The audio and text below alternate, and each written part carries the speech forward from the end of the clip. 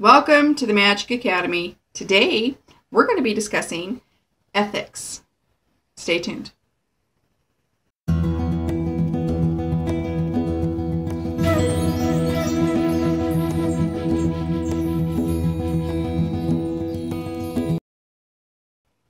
Okay, welcome back. I'm Celestial Petals, and yeah, today we're going to be talking about ethics.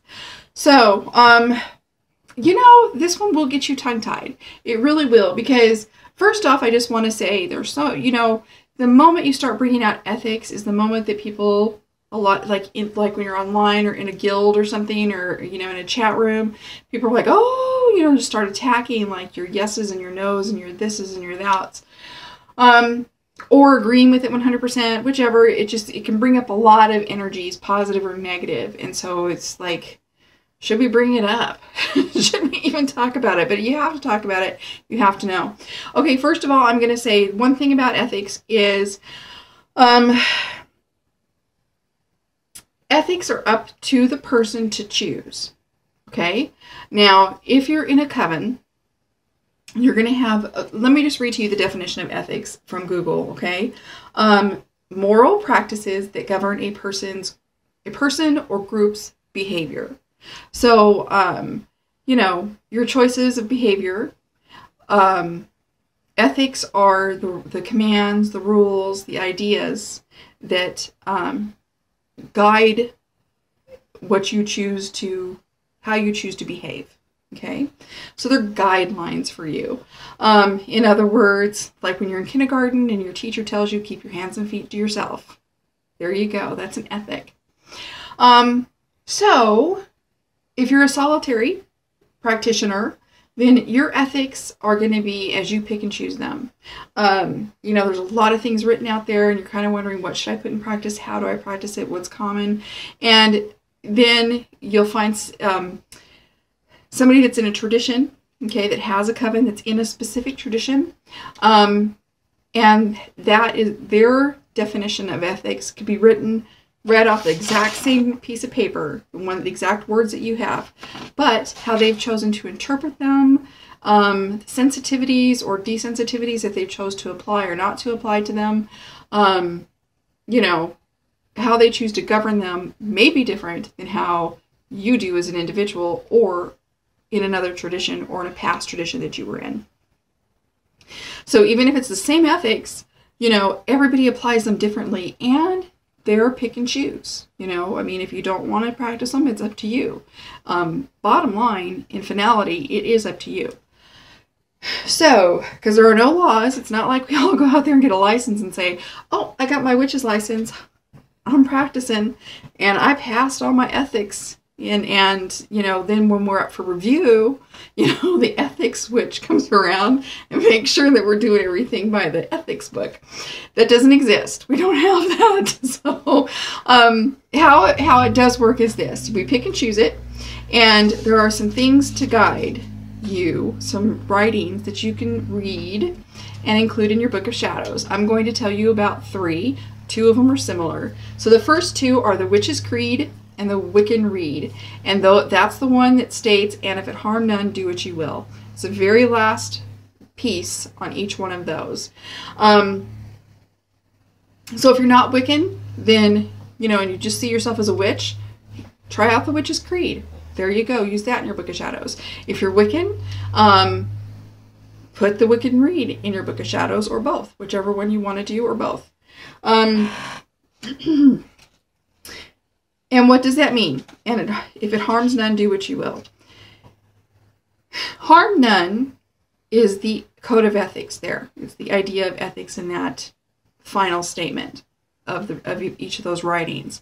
And the idea of harm none means harm no one. Don't harm yourself in your practice, and in your actions, and in your choices, in your magical practice, and in life. And don't harm others. So don't harm yourself, don't harm others, don't harm things. No harm. Okay? Harm none. That's why it's so big and important nowadays, where a lot of us say, hey, I'm green, or I'm herbal, or I'm a natural witch. Well, natural may not always mean that.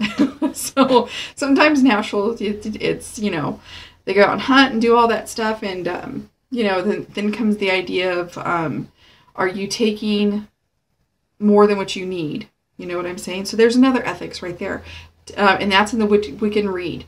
Only take what you have need for. So, and that's really, really important to consider, is that what level and what does that mean to you? That's in my school. I have that spelled out. I've taken the Wiccan Read and I've broken it down, every little section, and explained what it means in modern day, and the definition of it and how to apply it and so on, each little section. So here I'm just going to mention it. Yeah, just consider it. Consider like how. But the next thing, let me get to the next page. Aside from the harm and undo what you will, and let me just say this, those are not laws. Like I said, you don't have to do them.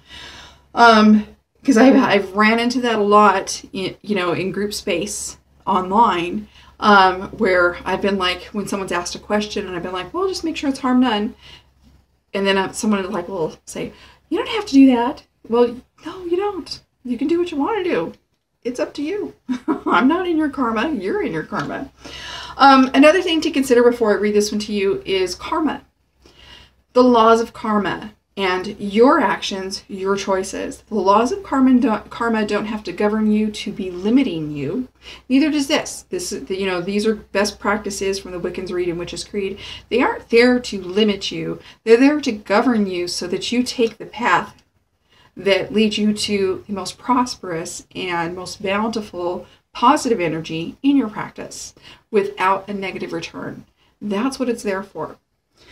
Okay, and karma. So you got to have a basic understanding of karma, right and wrong, black and white, gray, kind of understand all of that. Is gray okay? Is gray just another way to say, I'm turning a blind eye? I'm going to pretend that this is okay. You got to answer those questions. Some of that can get very deep philosophy. We don't, that's up to you to study. But at least get some foundational ideas of karma. And another thing is the 13 goals of a witch.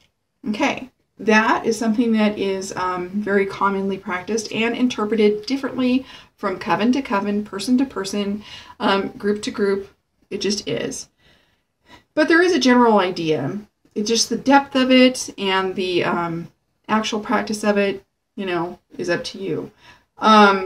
So number 1, know yourself. Number 2, know your craft. Number 3, learn and grow. Number 4, apply knowledge with wisdom. Number 5, achieve balance. Number 6, keep your words in good order. Number 7, keep your thoughts in good order. Number 8, celebrate life. Number 9, attune with the cycles of earth. Number 10, breathe and eat correctly. Number 11, exercise the body. Number 12, meditate. And number 13, honor the goddess and God. Okay. And I've seen it go both ways. I've seen people just do the Wiccan Read. I've seen people just do like the 13 goals. I've seen people just have a practice based on karma. I've seen people apply all. I have, I am a let your hair down kind of girl. Not to the point of, be comfortable in your practice. That's what I mean. So, when I practice with other people, I think it's important to just be comfortable. If you're an alcoholic and you're coming to practice with me and you want to let your hair down about it, well, I think it's good that I know that beforehand, because I might not want to be, I'm a sober person, so I might not want to spend the weekend in that kind of a celebration. That might not be the depth I want to dive into. That should be respected.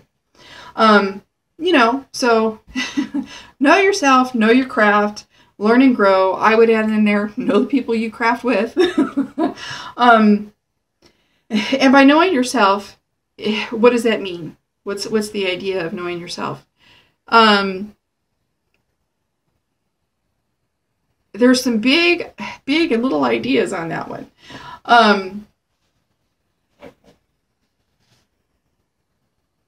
Okay, so it's like when you're on a diet. Your diet's not going to do you any good if you don't know what temptations send you over the edge. What temptations cause you to break your rules. So knowing yourself as a witch, you need to know what temptations or what failure, not fail, what's the word?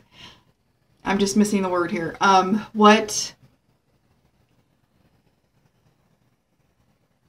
What ideas, what actions, what philosophies are going to bend your will, bend your ideas, your thoughts, your that takes you off of the definition of yourself. Okay, so know your limitations, know your weaknesses, know your craft. Okay, so that's, you know, one thing, like I was saying, that with the corn, and, you know, Lunas is coming up, right? We've just had the summer solstice this week. Lunas is in a few weeks from now, and with Lunasa they celebrate grain harvests, and you'll see John the barleycorn, right? And barleycorn is the key word there. It's a grain of cereal like a wheat. It's barley. It's not corn on the cob. So if you know your craft, you know it's not corn on the cob. But I see people that have been practicing for many, many, many, many, many years, you know, breaking out the corn and putting that on their altar. You know, okay, fine, it's a grain, go ahead. But that's not the wheat. It's not wheat and barley. It's not cereals. So, yeah, you know your craft. And the way to learn it, you know, is think about it. You know, if you're Wiccan, Old English terminology without the Christianity, the Old English before Christianity. You know, think about what some of those things meant and were defined as. Apply knowledge with wisdom. Okay. Knowledge is the things that we read. Okay. Like, okay, I've read the Wiccan Creed. I have knowledge of that. Wisdom is things that we may know by experience. Okay. And by putting things into practice. So, you know, practice what you know. Or use what you have practiced with what you're reading. You know, what do you know? So apply the two together to keep your balance there.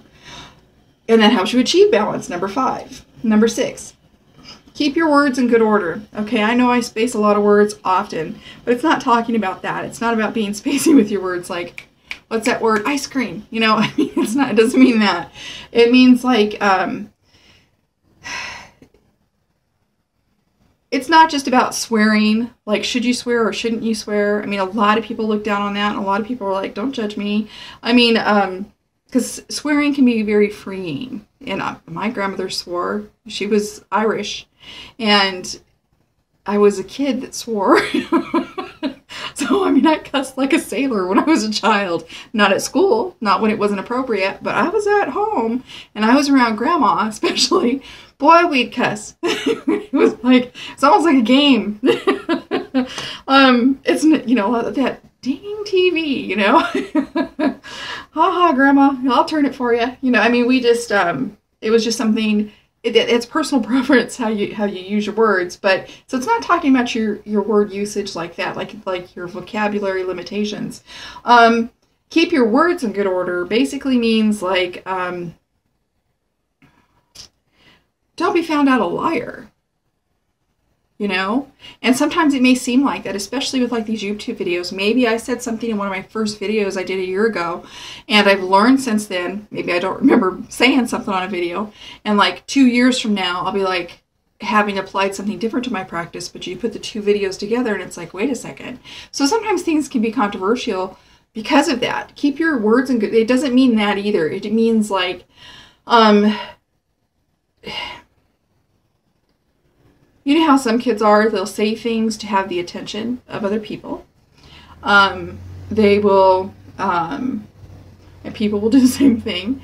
And it may not be true. They'll just come up with a good whopping story. Or exaggerate or elaborate on something, you know.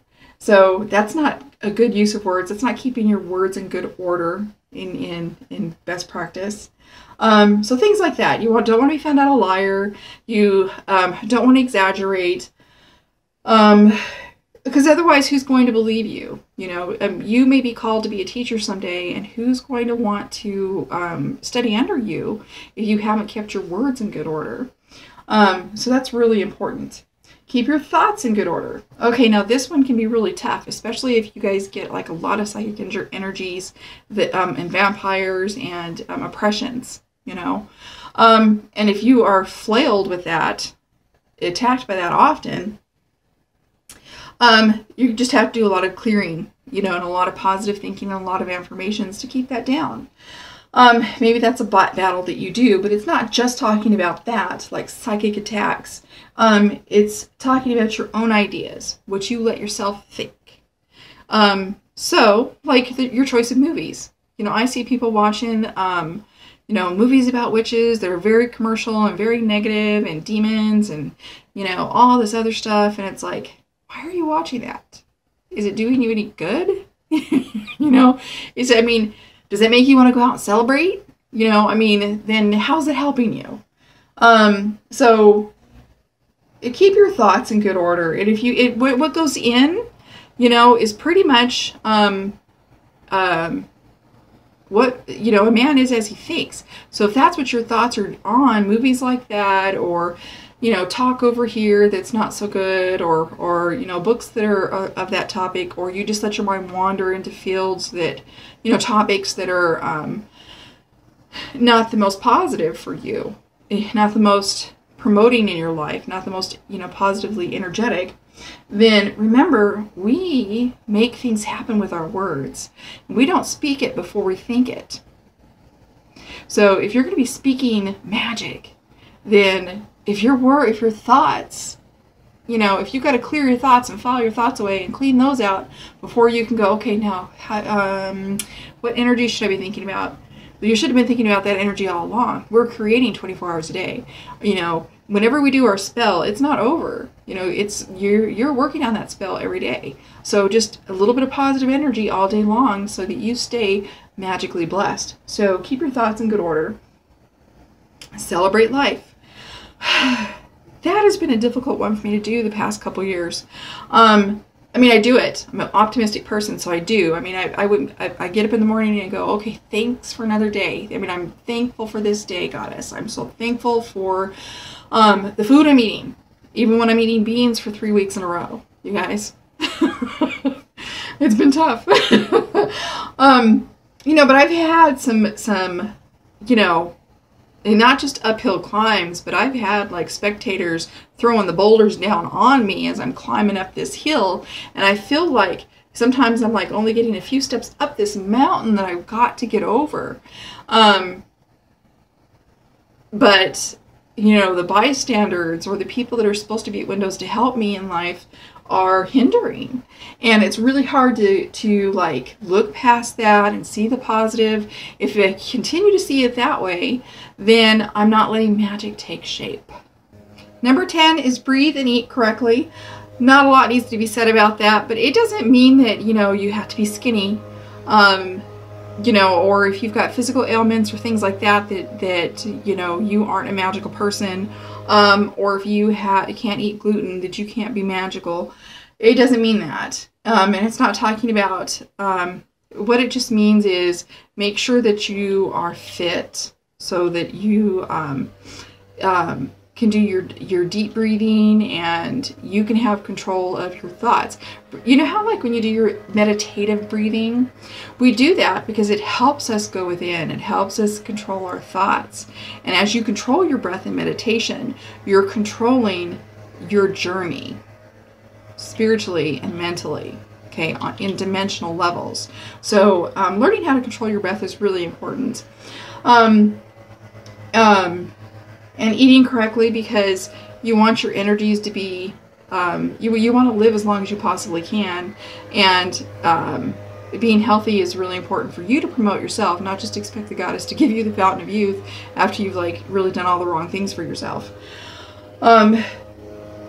Exercise the body is number 11. Okay, because we exercise our energies on the sabbats, on the S-spots, and during rituals, but we've also got to exercise the body so that we're prepared to hold that energy. Okay. 12, meditate. there you go. That's what that was leading up to.